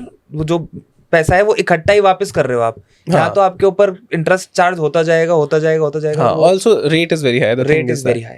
First understand your need. हाँ, कि आपका नीड क्या है. एंड देन एक्चुअली कैशबैक वाले तो सब बढ़िया ही है, कैशबैक वाले ले लो. लेकिन द थिंग इज कि वो बात आ जाती है कि आप डिसिप्लिन कितना हो. अगर नहीं हो तो मत ही लो, रहने दो, क्योंकि उससे फिर नुकसान बहुत है. आपका एक बार क्रेडिट स्कोर खराब हो गया ना, फिर आप 5-6 साल फिर उसको बढ़िया करने में लगा दोगे. और उससे होता है कि काफ़ी फर्क पड़ जाता है आपके लोन इंटरेस्ट में. यार इससे एक अच्छा लास्ट क्वेश्चन ये आया कि किसी का सिबिल खराब हो गया, सो व्हाट शुड ही और शी डू टू करेक्टेड और come in the green zone from the red zone? Okay, so I think 750 से ऊपर अगर आपका क्रेडिट स्कोर होता है तो वो अच्छा होता है, ठीक है. 700 से भी ऊपर होता है तो अच्छा होता है. तो अब आप कैसे बेहतर कर सकते हो? देयर आर सिंपल यार्डस्टिक कि आप अपने क्रेडिट यूटिलाइजेशन एक सर्टेन परसेंटेज के रखें, 50% रखें. मतलब कि आपको लोन मिल सकता है. जैसे आपने क्रेडिट कार्ड ले लिया 2 लाख रुपए का, यानी कि आप 2 लाख रुपए स्पेंड कर सकते हो, which is like a loan from the bank. But if you spend like let's say less than 1 lakh rupees, that is what you should keep. 50% से आप इसको कम रखिए. उससे होता है कि बैंक को पता है कि अच्छा ये भाई अगर पूरा यूज करते हो तो बैंक को पता है ये तो भाई उधार की जिंदगी जी रहा है, ठीक है. तो एक ये चीज़ हो गई. आप टाइम पे सारी अपनी पेमेंट्स करिए. लास्ट उस पर मत रखिए सब कुछ, क्योंकि होता क्या जनरली मिस हो जाता है, कुछ ना कुछ पेमेंट काम नहीं करिए, आप भूल गए, तो उससे होता क्या है कि वही आपका क्रेडिट स्कोर खराब होता है. और मेंटेन उससे ही होगा. ऐसा नहीं है कि कोई जड़ी बूटी है कि अगर आपने कुछ, यही अगर आप डिसिप्लिन फॉलो करोगे आप फिर बेसिकली होता क्या है, जब भी आप किसी बैंक से लोन लेते हो ना, they send your report like I think quarterly या फिर ईयरली कि इसने अपना क्रेडिट ड्यूज पूरे पे किए या नहीं किए. तो आप उसे धीरे धीरे पूरे डिसिप्लिन तरीके से पे ऑफ कर करके ही अपनी क्रेडिट स्कोर बढ़िया कर सकते हो. When they will get a report कि अच्छा ये बंदा सही अपना स्कोर रख रहा है, अपना क्रेडिट जो भी है क्रेडिट बैक कर रहा है. एक मिथ भी सुनने में आती है कि you should not check your credit score again and again, उससे भी फर्क पड़ता है. हाँ, एक्चुअली होता क्या है, there are 2 types of inquiries in credit score. एक होती है सॉफ्ट इंक्वायरी, वो ऐसी हो जाती है, मतलब आप खुद भी जाके ऑनलाइन कर सकते हो. अनदर टाइप ऑफ इंक्वायरी जब आप बैंक के पास जाते हो लोन लेने के लिए. जब बैंक आपके लिए इंक्वायर करेगा तो उसका क्रेडिट स्कोर थोड़े दिनों के लिए इफेक्ट होता है आपका, ओके, बट वो ठीक हो जाता है. ऐसा कुछ बहुत ज़्यादा प्रॉब्लम नहीं होती. बट यू हैव टू, अगर आप बैंक में लोन लेने जा रहे हो तो वो आपकी क्रेडिट इंक्वायरी तो करेंगे ही, तो वो तो होगा ही. So Sumit, what is fiscal deficit and capital expenditure in a very layman language? ठीक है, तो फिस्कल डेफिसिट सिंपल चीज़ है. आप देखिए कि आप जैसे सार्थ अगर अभी कुछ खर्चा करते होंगे और कुछ कहीं से पैसे कमाते होंगे. हाँ जी. ठीक है, आप 2 तरीके के खर्चे करते हो और 2 तरीके की इनकम है आपकी. ठीक है. आप खर्चे किस तरीके के? एक रेवेन्यू नेचर का जो डेली हो रहा है.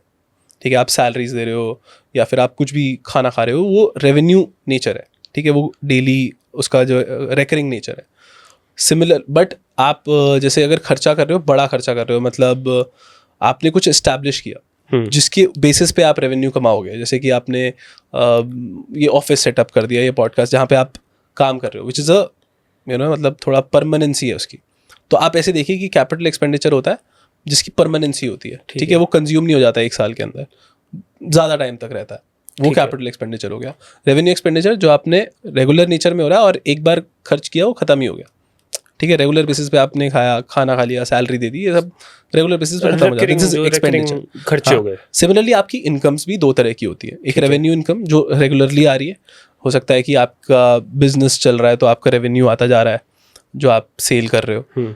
एक होता है कैपिटल तरीके का इनकम, कैपिटल तरीके का रेवेन्यू, विच इज आपको किसी ने लोन दे दिया, आपको कोई ग्रांट मिल गया. ठीक है, तो बड़ी अमाउंट आपके पास आ गई जो हमेशा आती ही नहीं रहेगी, once in a blue moon आता है. ठीक है, लोन ले लिया, कोई बड़ा अमाउंट आ गया, फंडिंग, इनहेरिटेंस में प्रॉपर्टी आ गई. अच्छा, ठीक है. तो इस तरीके की, हाँ, फंडिंग. ठीक है, तो ये होते हैं कैपिटल इनकम हो गए, रेवेन्यू इनकम हो गया. These are the incomes that you have. Expenditure similar, revenue expenditure and capital expenditure. Fiscal deficit सरकार का होता है. सरकार में क्या होता है, सरकार का ऑब्वियसली सिमिलरली कुछ रेवेन्यू होता है, कुछ सारी इनकम होता है, कुछ सारी एक्सपेंडिचर होता है. जब उनका एक्सपेंडिचर उनके रेवेन्यू इनकम से ज़्यादा हो जाता है उसको बोलते हैं फिस्कल डेफिसिट. अब हमारी सरकार का सिर्फ 1 साल रहा है जब फिस्कल सरप्लस में था, which was I think in 1950-51. अच्छा, हाँ, उसके बाद से फिस्कल डेफिसिट, मतलब हमारे खर्चे ज़्यादा ही रहे हैं. तो इस साल का था हमारा जो टारगेट था, आई थिंक वो उन्होंने फाइनेंस मिनिस्टर ने उसमें भी बोला स्पीच में कि 5.1% था फिस्कल डेफिसिट का टारगेट, वो उससे भी ज़्यादा था, बट हमने अचीव कर लिया 4.9. अब आगे का जो हमारा इसका टारगेट है वो 4.5 है. अब प्रॉब्लम ये है कि अब बात ये आती है कि अगर हमारे खर्चे ज़्यादा हैं और इनकम कम है तो पैसा कहाँ से रहा है. तो people, the government take loan from us. वो कैसे लेती है, जैसे सॉवरेन गोल्ड बॉन्ड आपने देखा, आरबीआई इशू करता है तो हम पैसे देते हैं आरबीआई को, तो वो गवर्नमेंट के पास जा रहा है. या बॉन्ड्स इशू करते हैं, या फिर आईएमएफ बाहर के देशों से या बाहर की ऑर्गेनाइजेशन जैसे कि वर्ल्ड बैंक, आईएमएफ, इनसे लोन लेके वो फिस्कल डेफिसिट को पूरा किया जाता है. तो this is how fiscal deficit and capital expenditure works. Thank you so much, Sumit.